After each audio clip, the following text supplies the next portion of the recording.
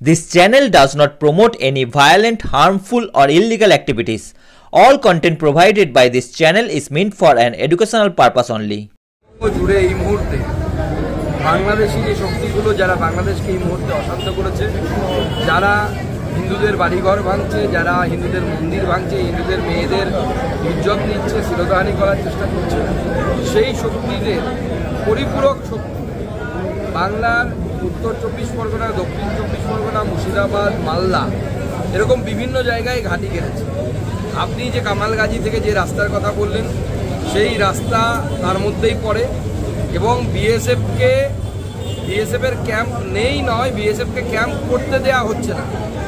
আজ থেকে প্রায় 2 বছর বা তার থেকেও বেশি সময় আগে অমিত শাহজিকে গালিগালাজ দেওয়ার পরেও অমিত শাহজি দেশের স্বার্থের কথা মনে মাথায় রেখে মমতা বন্দ্যোপাধ্যায়ের অফিসে যেতে গিয়েছিলেন নবান্নে। ওখান থেকে বেরিয়ে এসে তিনি আমাদেরকে জানিয়েছিলেন, আমি রাজ্য সরকারের কাছ থেকে 72টি পোস্টের জন্য, আউটপোস্ট বলে বিএসএফের, সে আউটপোস্টের জন্য জমি চেয়েছি। রাজ্য সরকার আজ অবধি দেয়নি। পশ্চিমবঙ্গের বিস্তীর্ণ এলাকায় কাঁটাতারের বেড়া নেই, কারণ রাজ্য সরকার জমি দিচ্ছে না।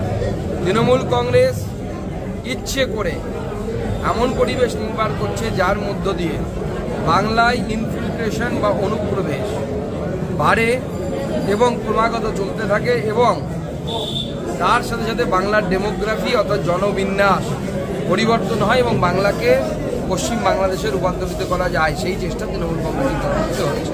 সেই জন্যই বিএসএফের ক্যাম্প হচ্ছে। ইউনুসের বিরুদ্ধে ক্রমশই সুর চড়াচ্ছে বাংলাদেশ, সুর চড়াচ্ছে রাজনৈতিক দল থেকে সাধারণ মানুষ। এই মুহূর্তে বাংলাদেশিদের কাছে মাথা ব্যথা রোহিঙ্গা, কি বলবেন? দেখুন, যে রোহিঙ্গাদেরকে বাংলাদেশের একসময় স্থান দিয়েছে, যদিও রোহিঙ্গারা তাকে ট্রানজিট রুট হিসেবে ব্যবহার করেছিল, পরবর্তী সময় যারা পশ্চিমবঙ্গে এসে মমতা বন্দ্যোপাধ্যায় এই রোহিঙ্গাদেরকে সল্টলেক সহ বিভিন্ন জায়গায়, আপনি দক্ষিণ 24 পরগনার বিভিন্ন জায়গায় গিয়ে দেখতে পারবেন, শেখ শাহজাহান থেকে শুরু করে শওকত মোল্লা, এরা প্রত্যেকেই নিজেদের ধর্মের টানে রোহিঙ্গাদেরকে বসিয়েছেন পশ্চিমবঙ্গের মাটিতে। এবং আগামী দিনে বাংলাদেশের কাছে যেমন বিপদ হয়ে উঠেছে এই রোহিঙ্গারা, ভারতের ক্ষেত্রেও ভারতের ইন্টারনাল সিকিউরিটির জন্য রোহিঙ্গারা চরম বিপদ তৈরি করে। মুর্শিদাবাদে যে জঙ্গিরা ধরা পড়েছে 1 বছরের জন্য ওখানে প্রশিক্ষণ এবং যে তাদের যে এরিয়া বাড়ানোর জন্য যে ব্যবস্থা করেছিল 1 বছর প্রশিক্ষণের জন্য, পশ্চিমবাংলায় কি জঙ্গিদের যে ব্যবস্থা একদম নিরাপদ ব্যবস্থা বলে? পশ্চিমবঙ্গ জঙ্গিদের জন্য একটা অভয়ারণ্যে পরিণত হয়েছে। ভারত বিরোধী কার্যকলাপ যারা করতে চায় তারা বাংলাদেশ থেকে ঢুকে মমতা বন্দ্যোপাধ্যায়ের দৌলতে তারা এই কাজ করছে। মমতা বন্দ্যোপাধ্যায় তাদেরকে পুলিশ প্রশাসন দিয়ে ইনডাইরেক্টলি প্রোটেকশন দিচ্ছে। তারা ওপার বাংলা থেকে বারবার বলা হচ্ছে 4 দিনে কলকাতা দখল, লুঙ্গিতে কাঠ বেঁধে দিল্লি দখল, এই বিষয়ে কি বলবেন? দেখুন, এগুলো হচ্ছে অপরিণত মনস্ক বাচ্চা ছেলেমেয়েদের রাস্তা। তাদের না রাজনীতি সম্পর্কে কোনো ধারণা আছে, না অর্থনীতি সম্পর্কে ধারণা আছে, ইন্ডিয়ার সেনাবাহিনীর সাইজ কত সেটা বলতে পারবে না, কত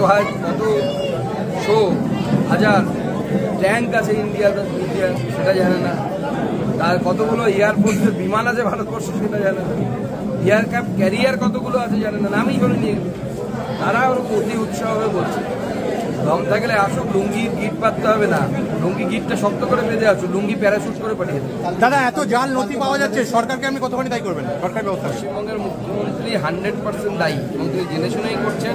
তিনি চান পশ্চিমবঙ্গের ডেমোগ্রাফিকে চেঞ্জ করার জন্য। ফিরহাদ হাকিম সাহেব যেটা ফস করে মুখ ফসকে বলে ফেলেছেন, ওনার একটাই লক্ষ্য, সেটা হচ্ছে যে যেন তেন প্রকারেণ পশ্চিমবঙ্গে ফিরহাদ হাকিমের যে লক্ষ্য 50%-এর বেশি মুসলিম জনসংখ্যা, সেইটা করার চেষ্টা করছে।